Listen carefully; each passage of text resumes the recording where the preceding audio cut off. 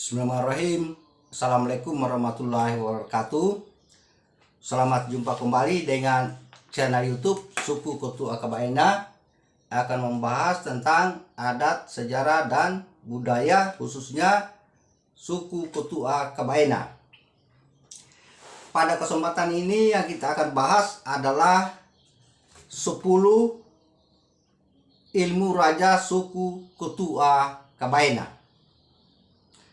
Yang pertama yaitu Sangia Pongae atau yang biasa disebut dengan Miano Patopulu. Jadi saya akan jelaskan satu-satu dari nomor 1 sampai nomor 11. Jadi terlebih dahulu saya jelaskan dulu apa itu Sangia Pongae. Ilmu ini dimiliki oleh raja suku Kotu Akabaena pada zaman dahulu. Ini seorang raja pada suku Kotua itu harus memiliki ilmu ini. Yaitu biasanya ilmu ini didampingi oleh makhluk halus.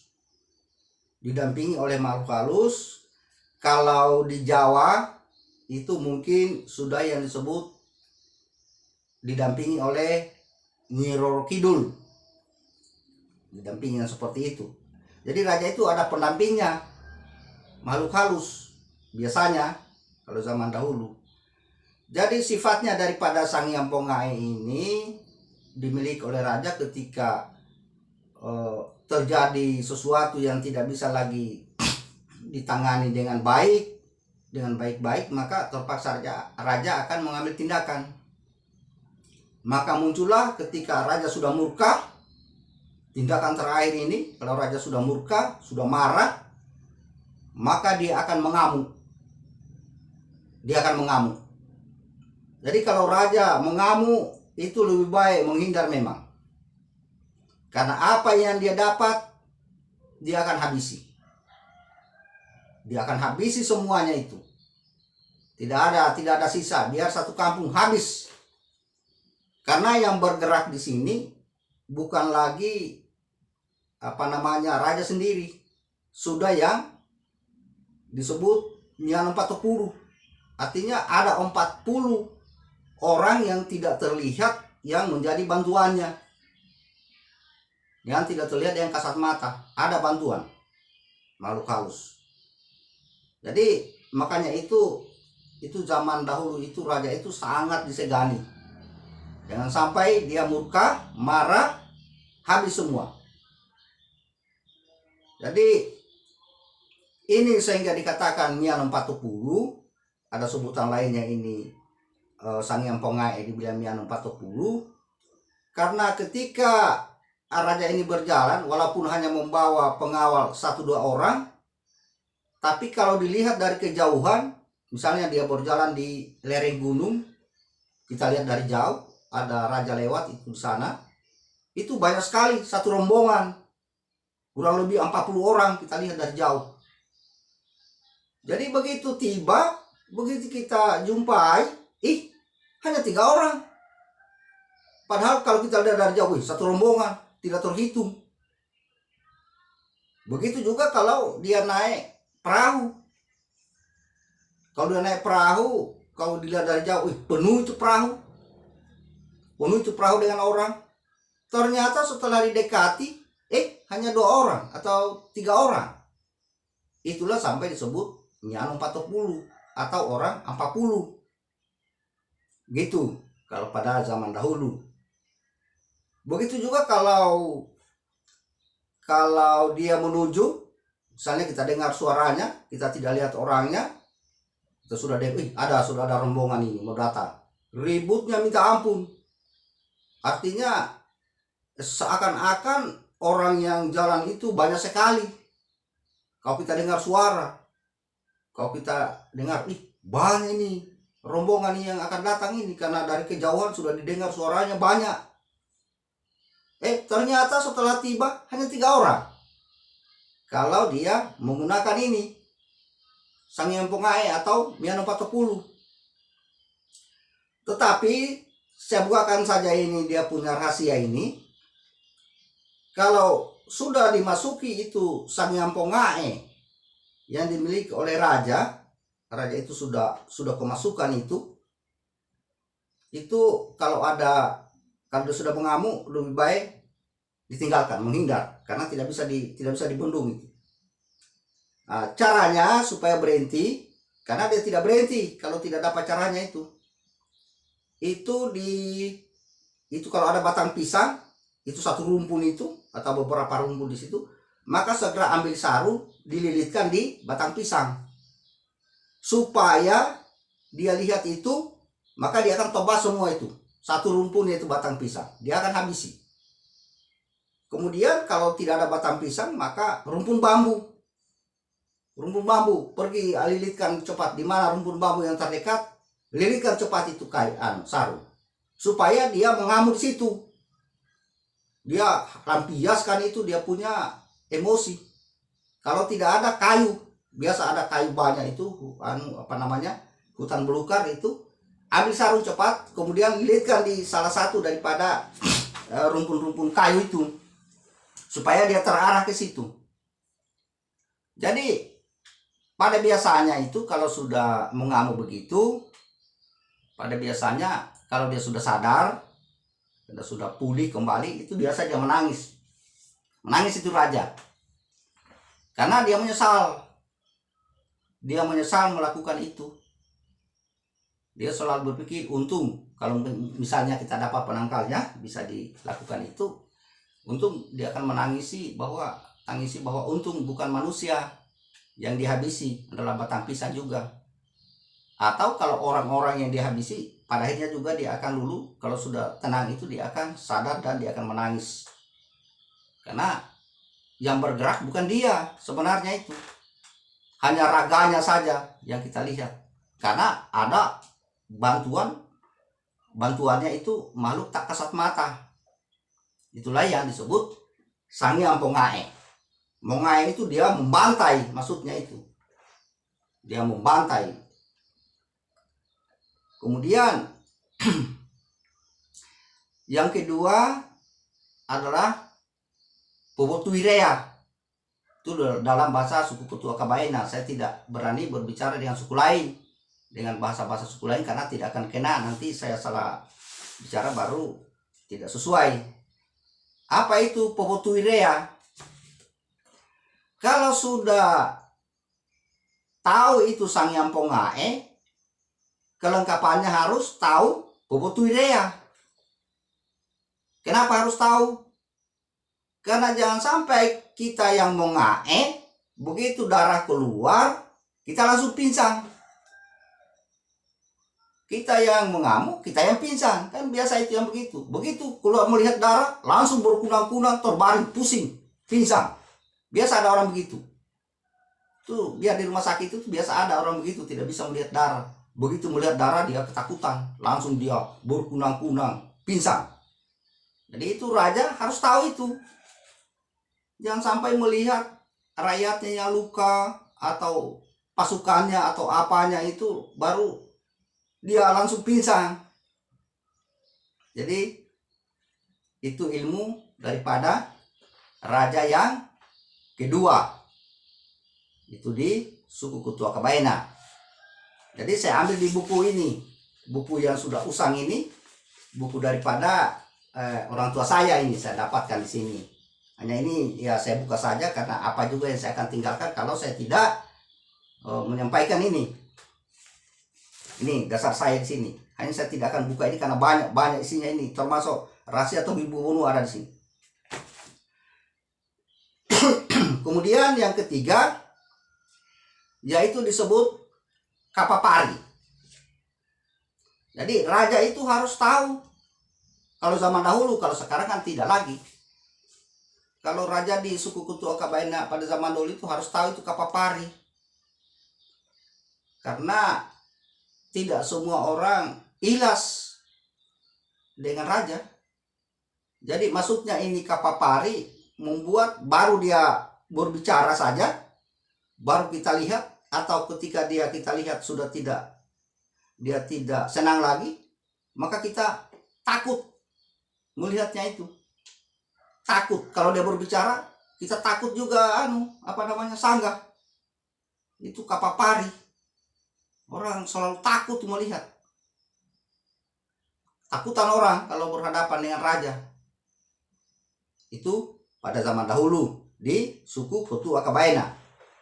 Itu ilmunya yang ketiga.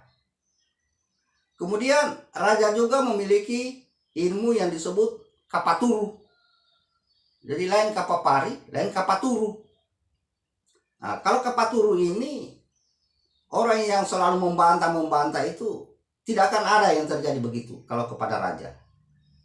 Karena orang tunduk dengan dia. Itu kapaturu itu. Bayangkan saja itu kuda misalnya. Kalau kuda itu yang baru mau dimulai untuk ditunggangi kan harus dilatih dulu, diajar dulu supaya dia tunduk, mau ditunggangi. Jadi siapa saja dia tunggangi itu raja, karena ada kapaturu sama dia. Tidak ada yang tidak mau kalau dia sudah perintahkan. Jadi bagaimana seorang raja, kita memerintah baru orang tidak tunduk dengan kita. Jadi harus tahu itu kapaturu, titah. Begitu mengeluarkan titah, semua orang ikut. Tidak ada tawar-tawar, harus ikut karena dia punya ilmu ini, kapaturu ini. Jadi seorang pemimpin itu tahu kapaturu. Kalau suku Hutu Akabaena pada zaman dahulu itu mau membuat orang tunduk. Kemudian yang kelima, dia harus tahu lamoni. Lamoni itu ilmu raja itu. Apa itu lamoni?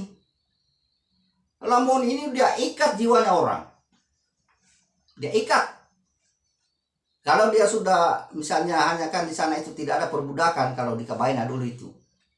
Hanya rakyat. Dia tidak mau itu memperbudak orang. Jadi hanya orang kalau sudah dilamoni itu tidak akan pergi jauh. Tidak akan pergi melarikan raja, tidak. Biar dipukul misalnya, biar dimarahi, tetap juga akan datang di situ. Dia tidak akan pernah keluar dari situ karena lamoni. Dia sudah tanam jiwanya itu rakyatnya di sekitarnya, di dalam kungkumannya.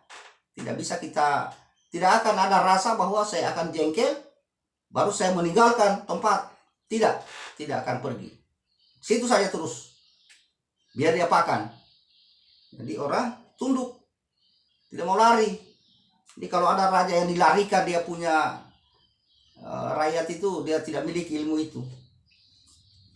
Kemudian ada juga ilmunya yang keenam, yaitu yang disebut dengan pegora.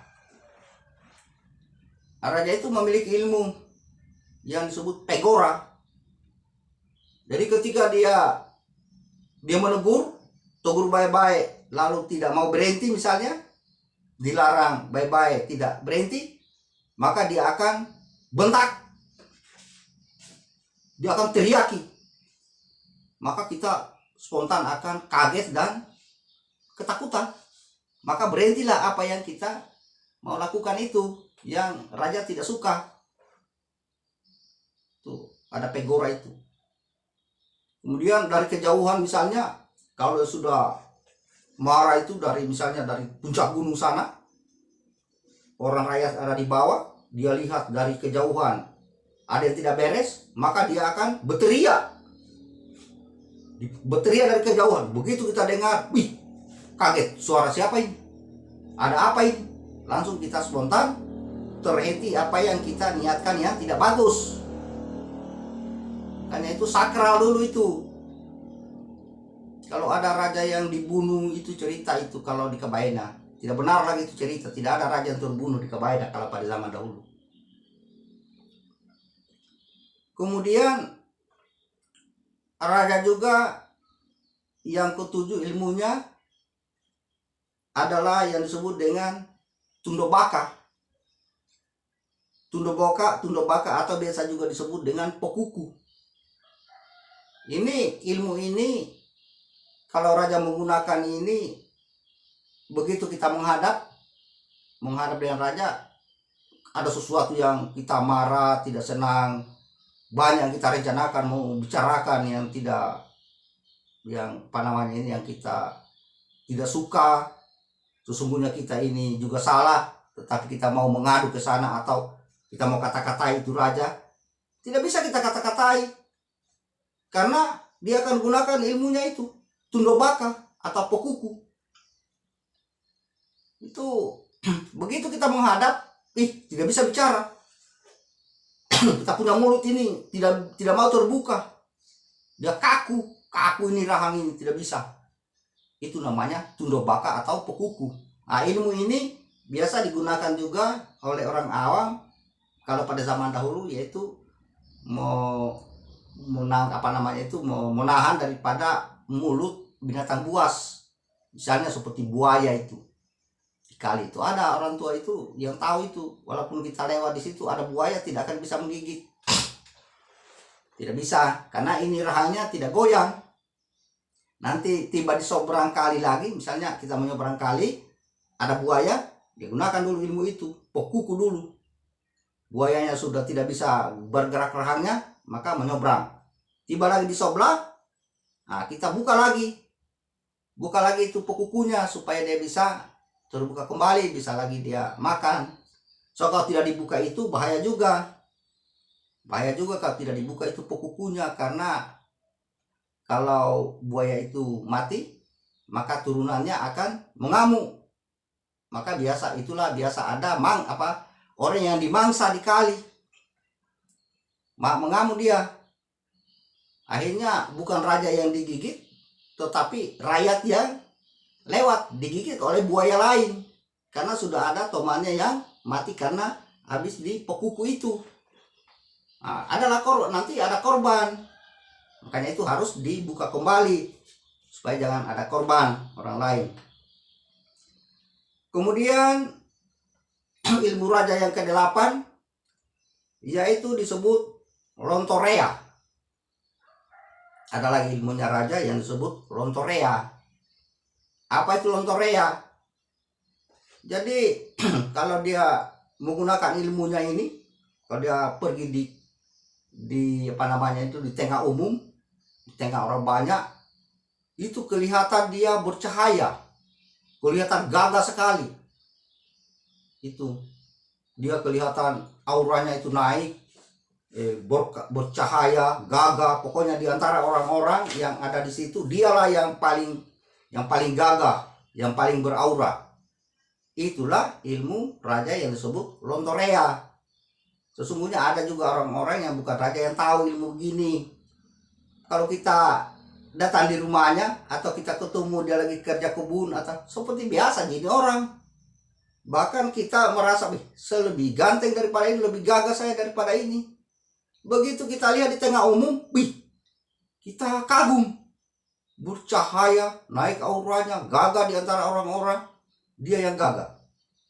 Padahal tidak juga sebenarnya, hanya karena ada ilmu itu dia gunakan itu ilmu lontorea itu. Jadi kelihatan sehingga orang-orang itu terpesona dengan dia. Nah, ini bahayanya kalau ditahu anak-anak muda ini, bisa dia gunakan untuk memikat perempuan ini, ilmu gini. Dia akan digemari orang, digemari kaum hawa. Makanya ini ilmu-ilmu begini ini jarang orang yang tahu. Hanya kalau raja itu harus dia tahu kalau pada zaman dahulu.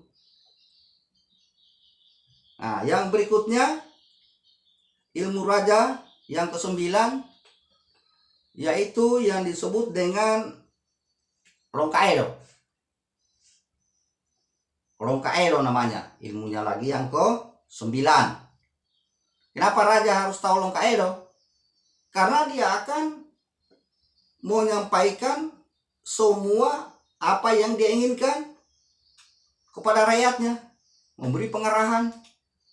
Sehingga ada raja yang kuasai betul Roncaedo itu, yang dikenal di sana yaitu yang disebut dengan Majawari. Majawari itu ada ilmu Roncaedo-nya itu, sampai dijuluki bahwa dia adalah Rampagau. orang Pagau katanya pandai berpidato. Ya, pandai berpidato itu Majapahit itu raja, pernah menjadi raja di Kabaina itu. Tuh sampai di Buton itu terkenal orang Pagau, pandai berbicara. Jadi ilmu raja ini, ilmu raja suku Ketua Kabaina.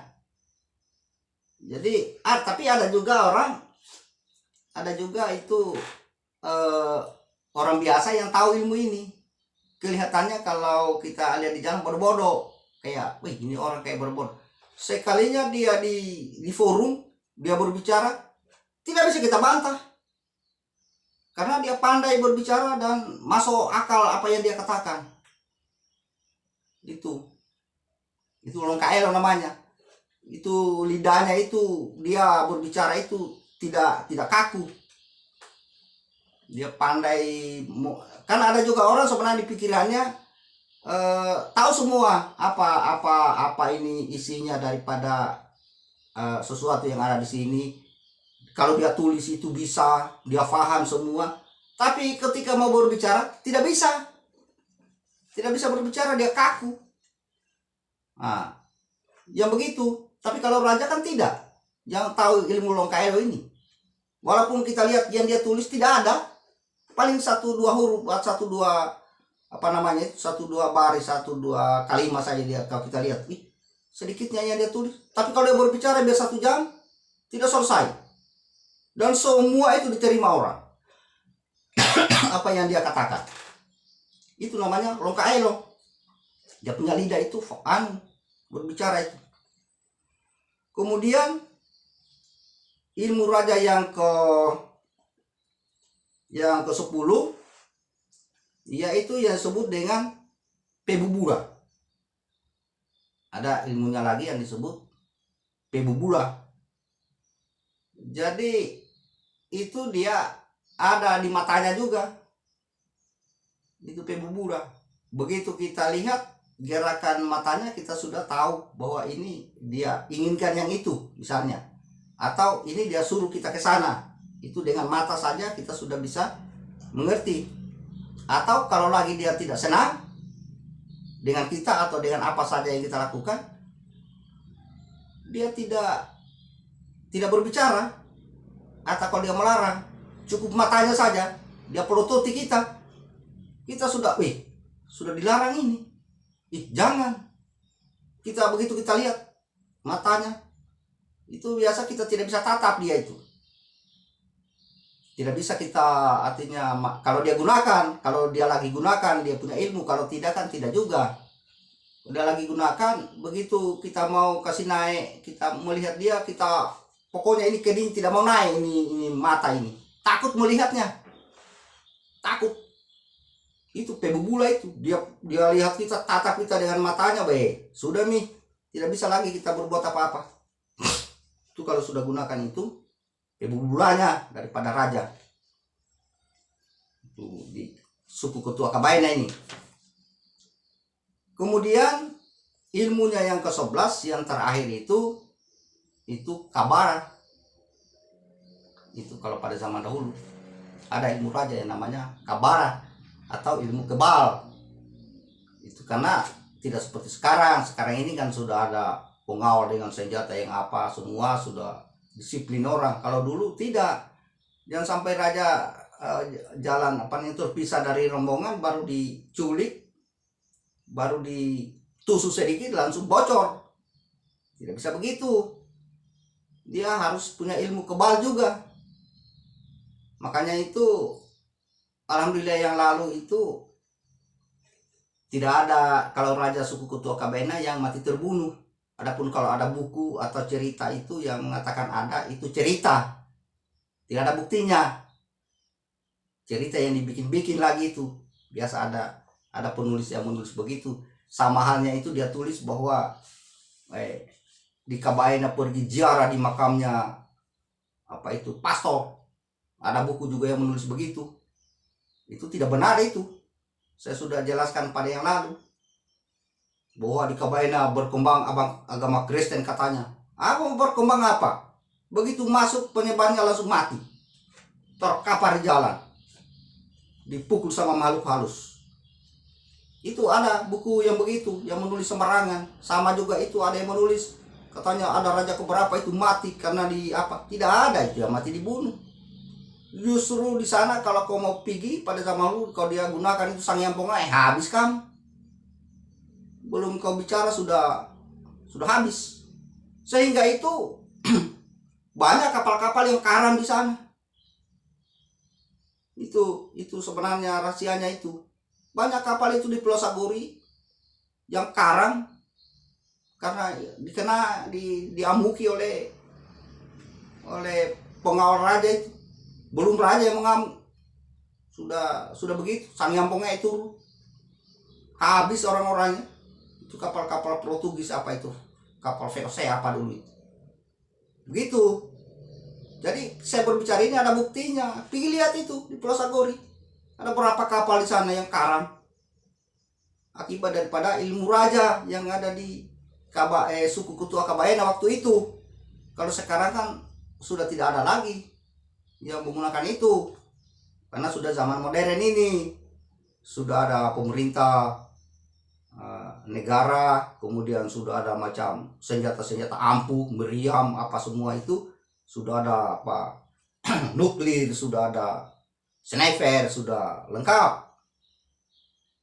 Kalau zaman sekarang, kalau dulu kan tidak, tradisional orang, jadi harus punya ilmu-ilmu seperti ini. Kalau sekarang kau tidak ada ilmu kebal, ya pakai baju besi bagi anti peluru.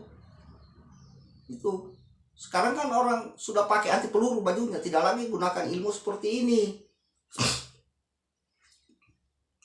Kemudian yang berikutnya nanti saya akan sampaikan lagi 12 ilmu daripada panglima kerajaan.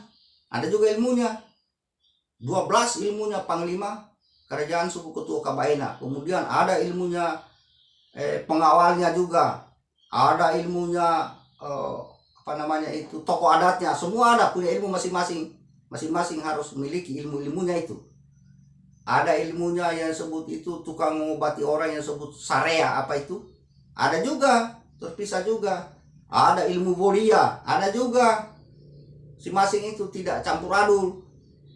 Adapun kalau ada yang tahu ini ya tidak harus, tidak ilmu-ilmu raja ini kalau ada rakyat biasa yang tahu boleh juga, tapi tidak wajib dia tahu. Tapi kalau macam perangkat-perangkat kerajaan itu harus tahu ilmu yang diwajibkan. Oleh itu jangan lupa di subscribe channel YouTube suku Kutua Kabaena ini untuk selalu mengetahui tentang sejarah, adat dan budaya pada suku Kutua Kabaena pada khususnya.